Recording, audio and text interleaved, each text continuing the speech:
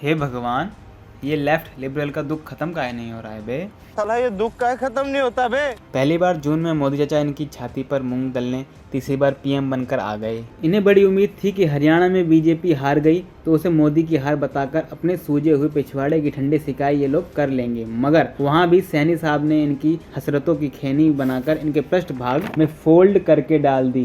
ऊपर से नेतन्याहू चाचा गजबपट्टी से लेबनान तक धुआं धुआं करके 1 साल से इनकी सुलगा ही रहे हैं। ले देकर इनकी सारी उम्मीदें कमला दीदी पर आकर टिकी थी। इन्हें बड़ी उम्मीद थी कि कमला पसंद जब भारत में इतने लोगों को पसंद है तो कमला को अमेरिका की जनता भी जरूर पसंद करेगी, मगर हाय रे मेरी किस्मत, यहाँ भी तकदीर ने इनके मुंह पर गीली चप्पल लगा दी। सारे ओपिनियंस पोल्स की मियां खलीफा एक करके ट्रम्प अंकल दूसरी बार अमेरिका के राष्ट्रपति बन गए। वो ट्रम्प जिन्हें इलेक्शन कैंपेन के दौरान 2 बार जान से मारने की कोशिश की गई, वो ट्रम्प जो आधे इंच के फासले से मरते मरते बचे, वो ट्रम्प जिनके खिलाफ अमेरिका की प्रिंट मीडिया से लेकर इलेक्ट्रॉनिक मीडिया तक ने जमकर प्रोपेगेंडा चलाया। मगर आखिरकार 1 साल तक चले दुनिया के सबसे खतरनाक इलेक्शन कैंपेन के बाद ट्रम्प शानदार तरीके से जीतकर अमेरिका के राष्ट्रपति बन गए।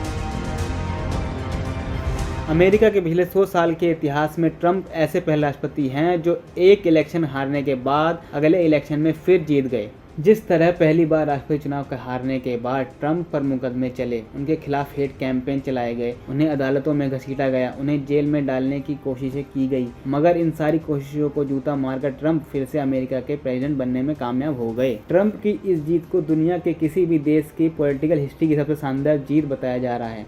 उनके इस इलेक्शन में जीतने से उनके चाहने वाले तो खुश हैं, मगर ट्रम्प के हेटर इस रिजल्ट के बाद कोमा में चले गए हैं। वो इतना ज़्यादा सदमे में चले गए हैं कि गोबर से गंदी चप्पल सूंघाने पर भी होश में नहीं आ रहे हैं। इनके चक्कर में उल्टे 2 चप्पल बेहोश हो गई हैं, वो अलग। खासतौर पर भारत में बैठे ट्रम्प के हेटर जो मानकर चल रहे थे कि ट्रम्प के इलेक्शन हारते ही कमला हैरिस अमेरिका के राष्ट्रपति बनेंगी, तो ये लोग कमला हैरिस और अमेरिका की डीप स्टेट की मदद से मोदी सरकार को भी वैसे ही गिरा देंगे जैसे बांग्लादेश में लोगों ने शेख हसीना की सरकार को गिराया था, मगर ये हो ना सका। अब ये आलम है, कमला नहीं, कमला का गम नहीं, उनका जुस्तजू भी नहीं। तो आज की वीडियो में हम इसी गम की बात करेंगे और आपको डिटेल में बताएंगे कि ट्रम्प के अमेरिका के राष्ट्रपति बनने के बाद दुनिया भर में अब कौन कौन पेला जाएगा। हम आपको डिटेल में समझाएंगे कि ट्रम्प का प्रेसिडेंट बनते ही दुनिया भर के जिहादी के चूल्हे हिल गई हैं। अमेरिका के राष्ट्रपति बनते ही ट्रूडो से लेकर चाइना, पाकिस्तान और भारत के वामपंथी सदमे में चले गए हैं।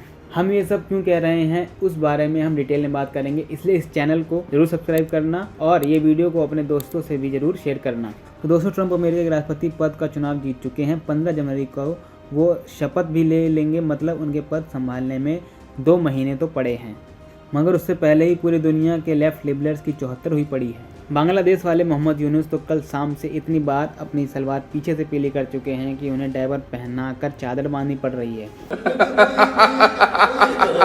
सुना है ये यूनुसवा ने तो उस दिन से ही खाना पीना छोड़ दिया था जब से ट्रम्प ने दिवाली पर ट्वीट करके धमकी दी थी कि बांग्लादेश में हिंदुओं के खिलाफ जो हिंसा हो रही है वो रुकनी चाहिए। मतलब ट्रम्प साफ मानते हैं कि बांग्लादेश में हो रही ये हिंसा मोहम्मद यूनुस के इशारे पर हो रही है। बांग्लादेश पर बनाए अपने वीडियो की सीरीज में हमने आपको पहले भी बताया था कि कैसे ये मोहम्मद यूनुस अमेरिका के राष्ट्रपति रहे बिल क्लिंटन की बीवी हिलैरी क्लिंटन के साथ काम कर चुके हैं। हमने आपको तब भी ये बताया था कि कैसे हिलैरी क्लिंटन ने यही शेख हसीना को बोलकर मोहम्मद यूनुस के खिलाफ चल रहा करप्शन का मामला रुकवाया था। और आज ये भी किसी से नहीं छिपा है कि बांग्लादेश में शेख हसीना को जो तख्ता पलट हुआ था उसके पीछे भी अमेरिका का डीप स्टेट ही शामिल था। ट्रम्प के दुश्मन भले ही इस बात का प्रोपेगेंडा चलाएं कि ट्रम्प तो सिरफिरा है, ये सिर्फ युद्ध करना जानता है, मगर ट्रम्प के टाइम पिछली बार सीरिया में ISI के अलावा अमेरिका ने और कहीं कोई लड़ाई नहीं लड़ी।